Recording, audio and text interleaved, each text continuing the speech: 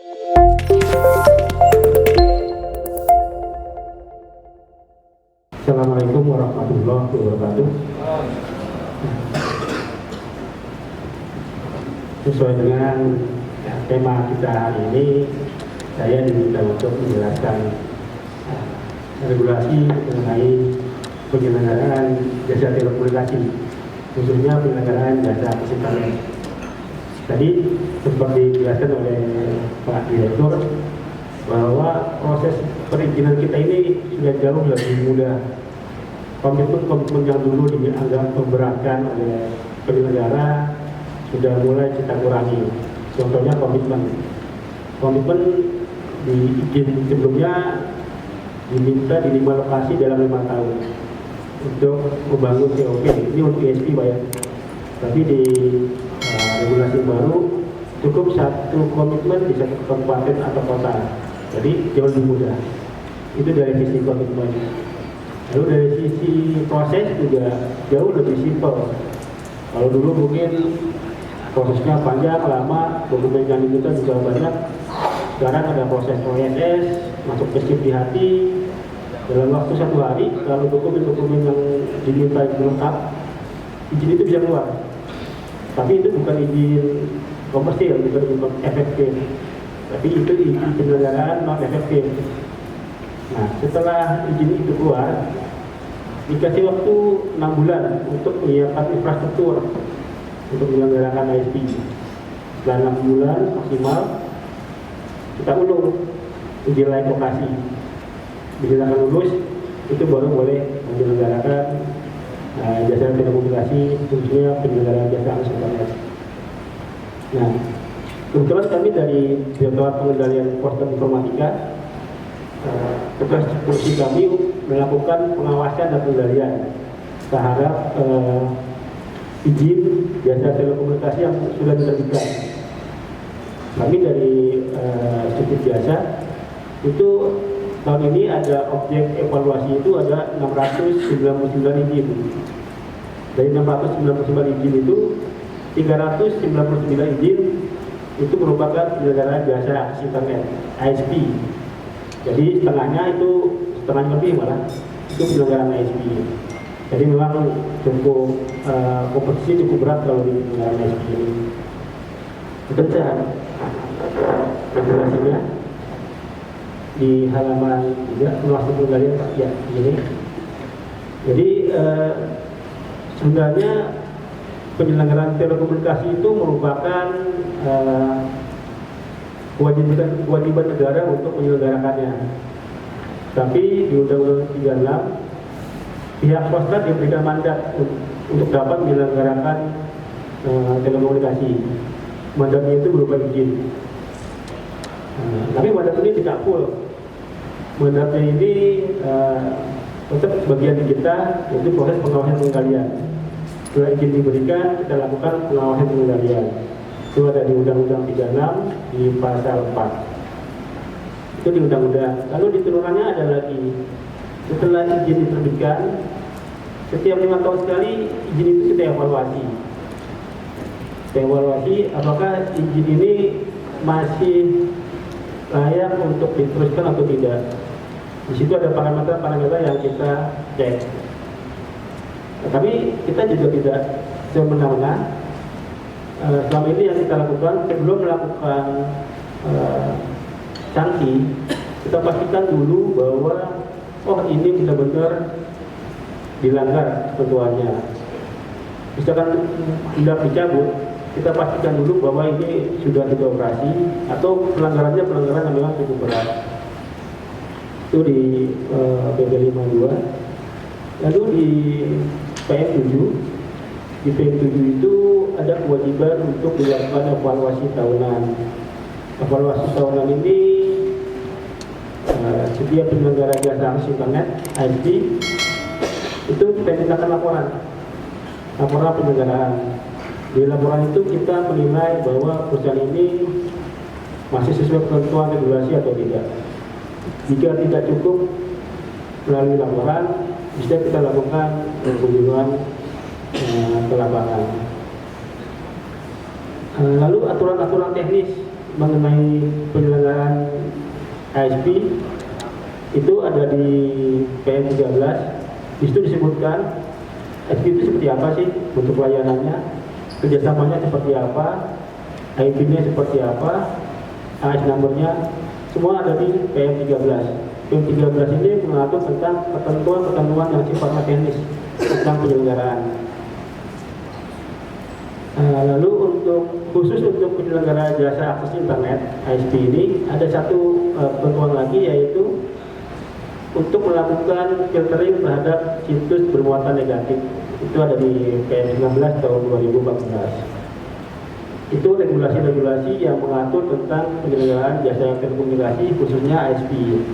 Nah, objek kita tahun ini ada 399 izin ISP. Jadi memang ada peningkatan yang cukup drastis. Tahun lalu itu kita, kalau tidak salah, menerbitkan izin ISP itu di angka 28. Tahun ini, tahun 2019, tahun 2014, 20-an izin, 2019 itu yang angka lebih dari 20 izin. Ini karena proses perizinan yang berubah. Jadi peningkatannya cukup signifikan. Nah, output dari pengawasan pengendalian ini kita harapkan kepatuhan penyelenggara terhadap ketentuan regulasi. Jika hasil evaluasi kita temukan lagi ada penyelenggara yang melanggar ketentuan, kita lakukan pembinaan. Lalu halaman yang peraturan PM 13, yang halaman ke ini. Nah, ini ketentuan-ketentuan di PM 13. Penyelenggara ISP jika terhubung ke jaringan internet internasional itu harus melalui penyelenggara NAP.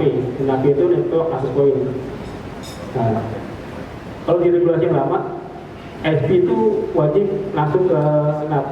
Tapi di regulasi PM13 ini bisa konsorsium. Itu lebih meringankan penyelenggara ISP. Karena penyelenggara NAP ini biasanya menjual bibit dalam jumlah besar, gelondongan. Nah, mungkin kebutuhan ISP ini tidak besar, maka bisa konsorsium beberapa ISP, membentuk satu konsorsium bersama dengan NAP. Itu tidak kemudian di PM13. Lalu bentuk layanan ISP itu ada yang sifatnya menggunakan jaringan telekomunikasi, dedicated net connection, hotspot atau onboard connectivity. Nah, untuk onboard connectivity ini kan layanan ISP yang ada di pesawat terbang. Ini ada ketentuan lain di Departemen Perhubungan, makanya kita minta untuk perangkat yang digunakan itu harus sesuai dengan sertifikasi keselamatan negara.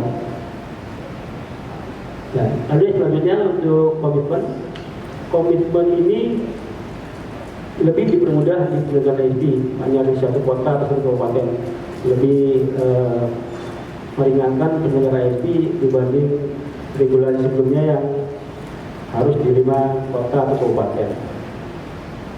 Dan ini yang penting, penyelenggara telekomunikasi termasuk ISP itu wajib menggunakan jaringan telekomunikasi.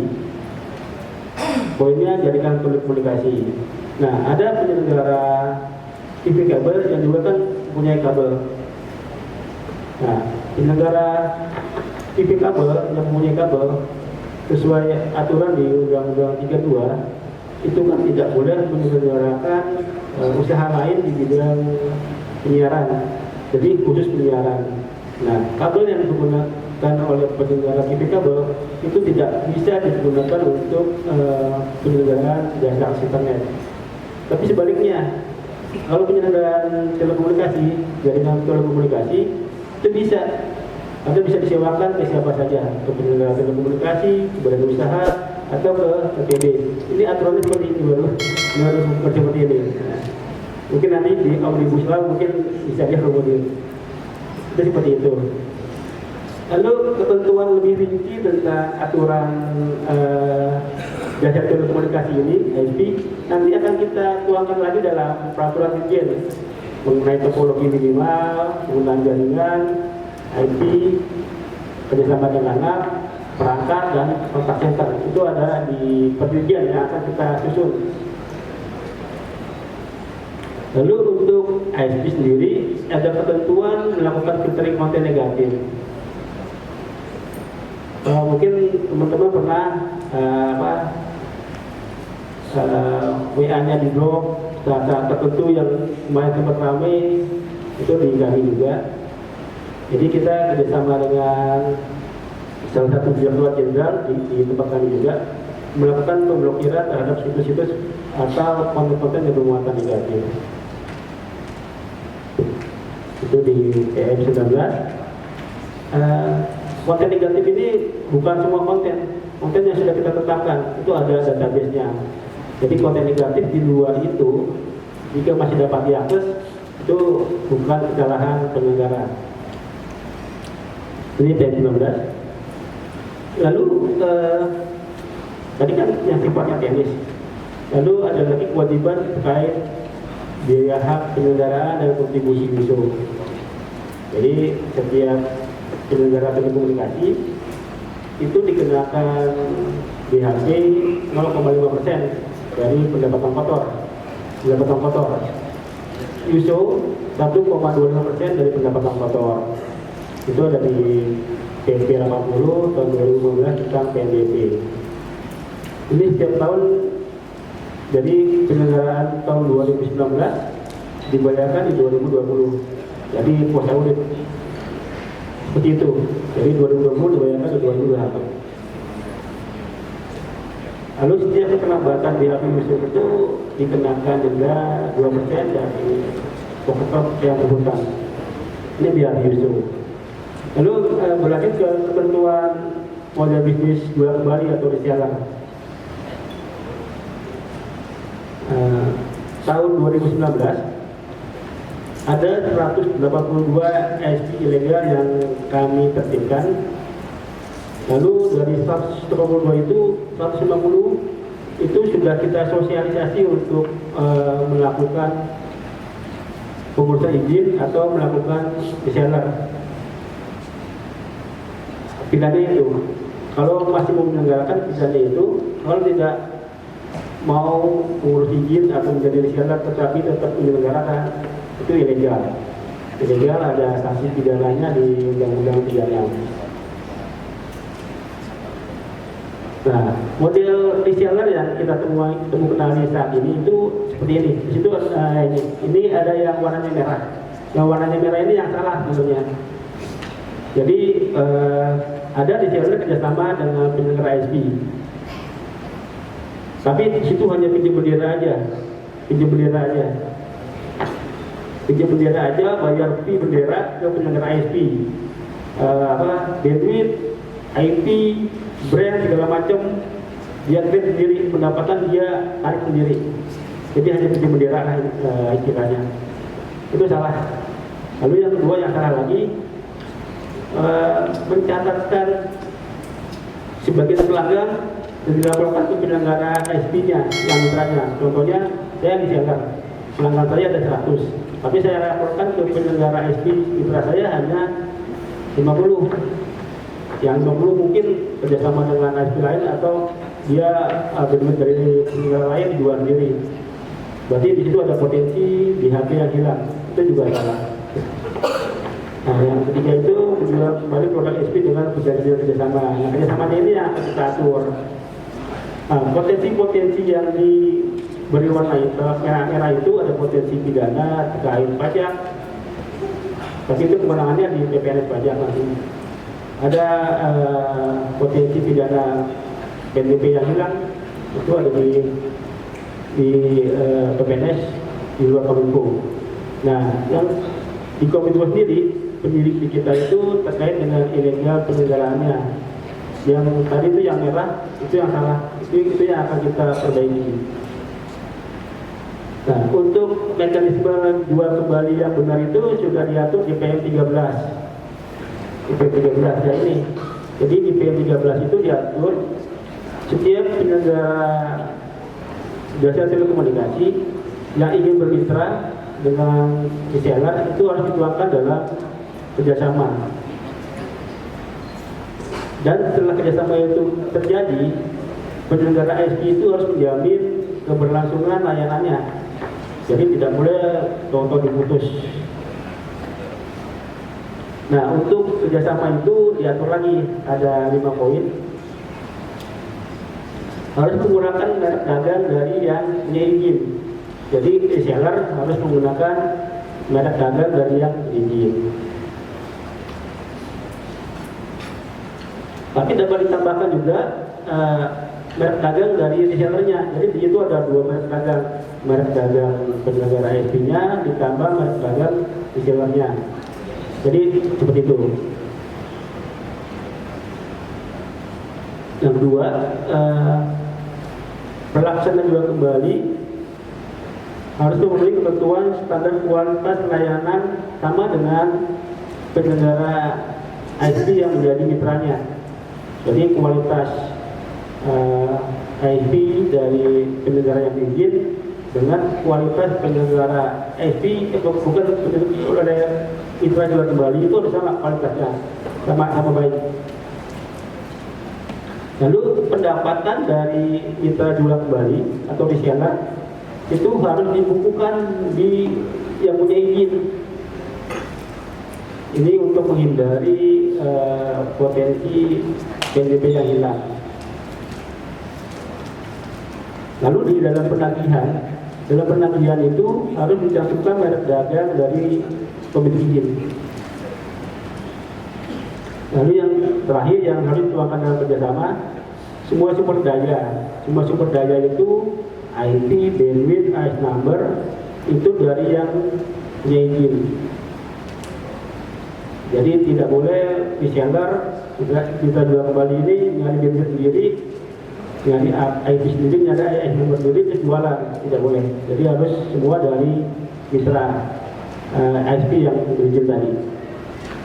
Nah, dikecualikan untuk warnet. Warnet itu tidak termasuk dari bagian mitra jual kembali yang diatur dalam regulasi ini. Nah, bagi penyelenggara ISP yang penyelenggara jasa telekomunikasi yang melakukan pelanggaran terhadap ketentuan-ketentuan yang tadi saya jelaskan, itu artinya surat peringatan pertama, kedua, ketiga, di akhir dengan pencabutan. Tapi kami pastikan bahwa kami tidak akan semena-mena. Kita pastikan dulu bahwa ketentuan itu benar-benar dilanggar. Kita ada proses verifikasi. Di situ kita bisa diskusi, bisa berdebat apakah ketentuan itu dilanggar atau tidak. Mungkin itu penjelasan dari saya mengenai ketentuan pelanggaran ISP. Dan saya kembalikan ke moderator.